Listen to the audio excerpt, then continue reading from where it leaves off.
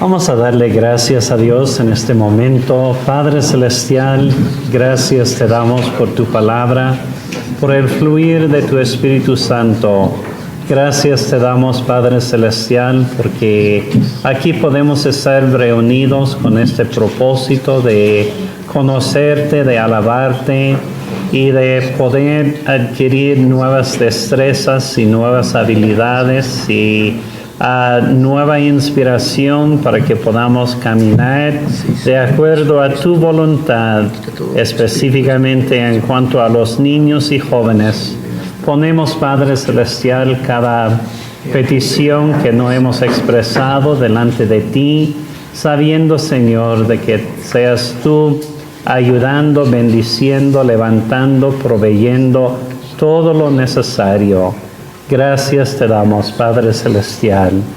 Amén.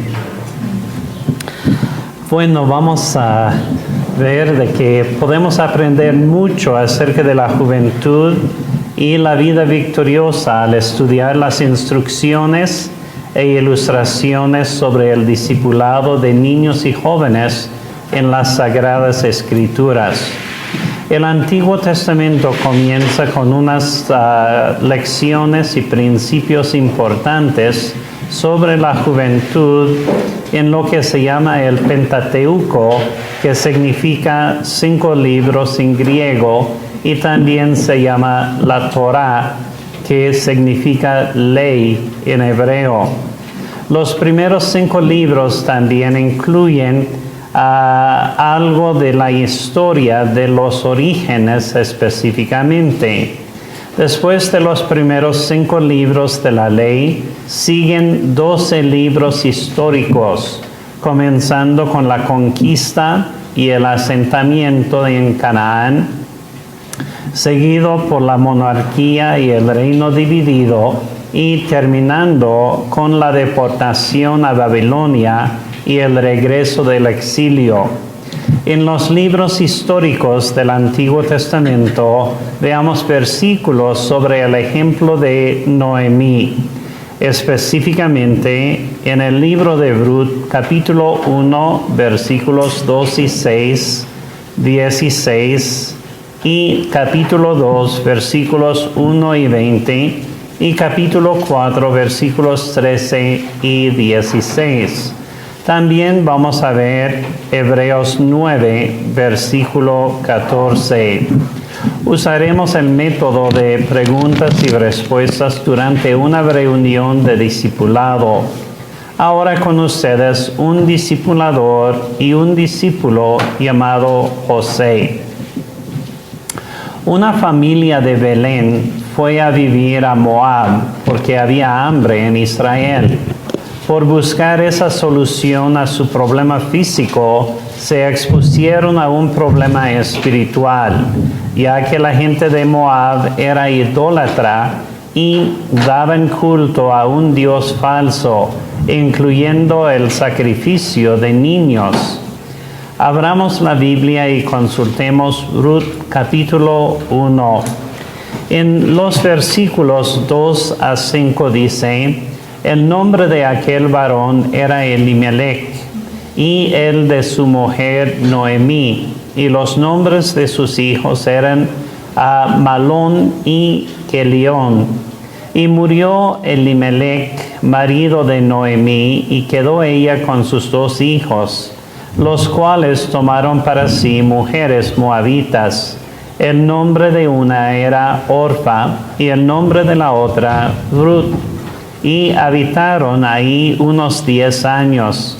Y murieron también los 2, Malón y Kelión, quedando así la mujer desamparada de sus 2 hijos y de su marido.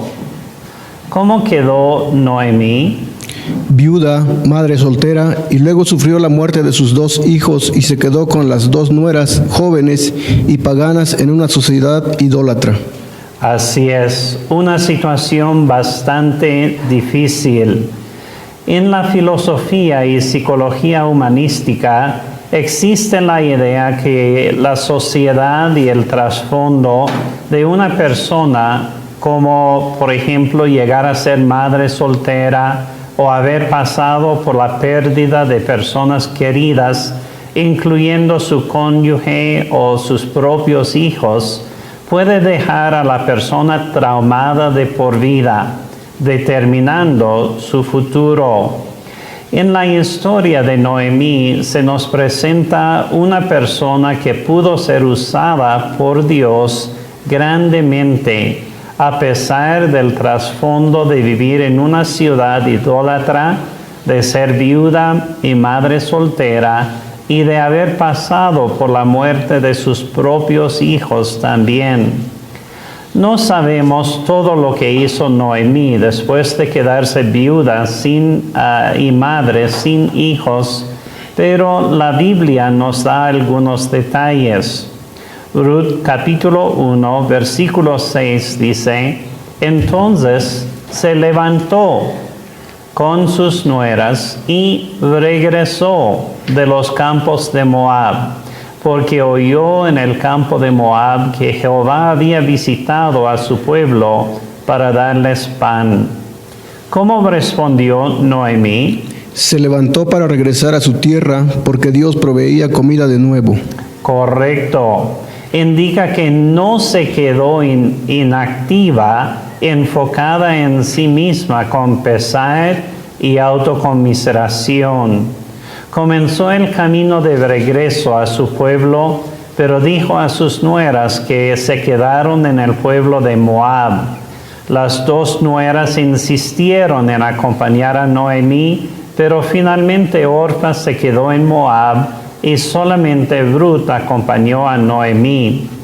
Dios había llamado a Ruth, a lo mejor usando el testimonio de Ruth y su familia, de Noemí y su familia, y las palabras de Ruth a Noemí en el capítulo 1, versículo 16, revelan su respuesta al llamado de Dios.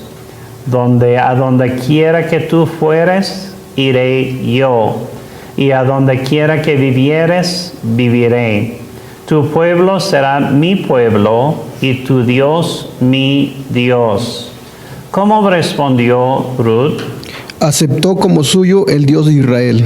Correcto. Cuando Noemí y su nuera Ruth llegaron a Belén, Dios comenzó a obrar muchas cosas a bien, para bendecir a ellas y a las generaciones sucesivas. Ruth capítulo 2, versículos 1 y 20 dicen: tenía Noemí un pariente de su marido, hombre rico de la familia de Elimelech, el cual se llamaba Booz. Y dijo Noemí a su nuera: sea él bendito de Jehová, pues no ha rehusado a los vivos la benevolencia que tuvo para con los que han muerto.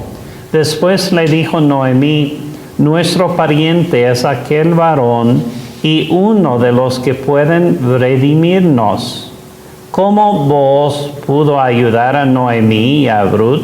Pudo redimirlos. Así es.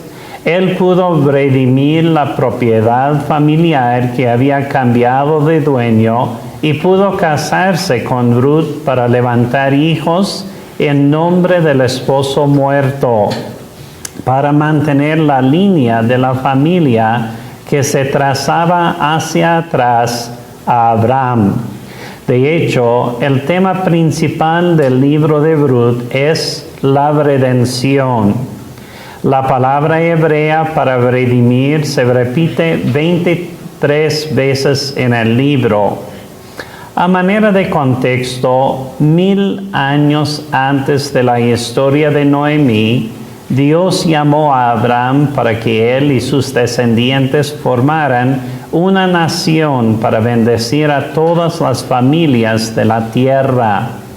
Como Ruth fue la bisabuela de David, en el pequeño libro de Ruth encontramos la fundación de la familia de David, dentro de la nación escogida donde nacería el Salvador.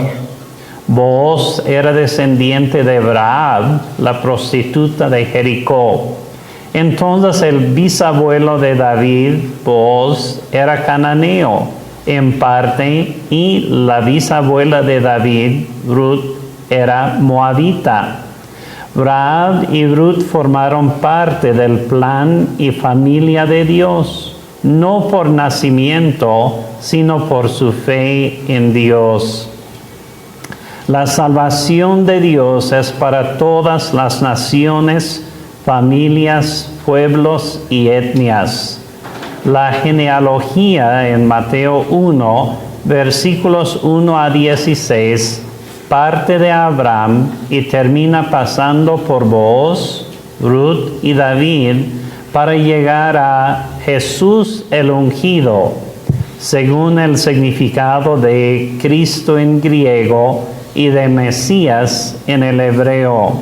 En el libro de Ruth hay algo acerca de Jesús. No específicamente, pero Booz, el pariente redentor de Ruth, es un tipo, entre comillas, o símbolo de Cristo, que es nuestro redentor. Antes de que Cristo muriera y resucitara para pagar el precio por el pecado, la gente miraba hacia adelante con fe en Dios para salvación. Y después de que Cristo muriera y resucitara para pagar el precio por el pecado, la gente mira hacia atrás con fe en Dios para salvación. Entonces, ¿todos son salvos por la sangre de Jesús que fue derramado? Así es. Abramos la Biblia y consultemos Hebreos 9, versículo 14. En el versículo 14 Dios dice: «Cuanto más la sangre de Cristo, el cual mediante el Espíritu Eterno se ofreció a sí mismo sin mancha a Dios, limpiará vuestras conciencias de obras muertas para que sirváis al Dios vivo». En el momento de la salvación, el creyente es redimido. La redención incluye tres cosas básicas. Primero, según el versículo 14, las personas son redimidas de algo. ¿Qué dice? De obras muertas. Correcto. Son redimidas del mercado o de la esclavitud del pecado. Son libertados de la muerte y no son esclavos del pecado. Según el versículo 14, las personas son redimidas por algo. ¿Qué dice? Por la sangre de Cristo. Correcto. Son redimidas por el pago de un precio, la sangre de Cristo. Claramente el precio pagado es la muerte de Cristo. Según el versículo 14, las personas son redimidas para algo. ¿Qué dice? Para servir al Dios vivo. Correcto. Son redimidas para que sean esclavos del Dios vivo. Fueron libertados de la esclavitud al pecado y fueron llamados a renunciar esa libertad por la esclavitud a su dueño, amo y Señor. Entonces, esta historia nos enseña mucho acerca de la aplicación de la salvación por cualquier persona, niño, joven o adulto. ¿Hay algo más en la historia acerca de la juventud? Sí, Booz siguió el procedimiento para redimir a Noemí y Ruth. Y Ruth capítulo 4, versículo 13 dice: Booz pues tomó a Ruth y ella fue su mujer y se llegó a ella. Y Jehová le dio que concibiese y diese luz a un hijo. ¿Qué hizo Jehová? Le dio que Ruth concibiese y diese a luz un hijo. Correcto. Más adelante en los versículos 17 a 22 se da la genealogía que registra que Ruth y Booz tuvieron un hijo, se llamaba Obed, y que a su vez tuvo un hijo, Isaí, que es el padre de David. Ruth capítulo 4, versículo 16 describe la relación entre Noemí y su nieto Obed.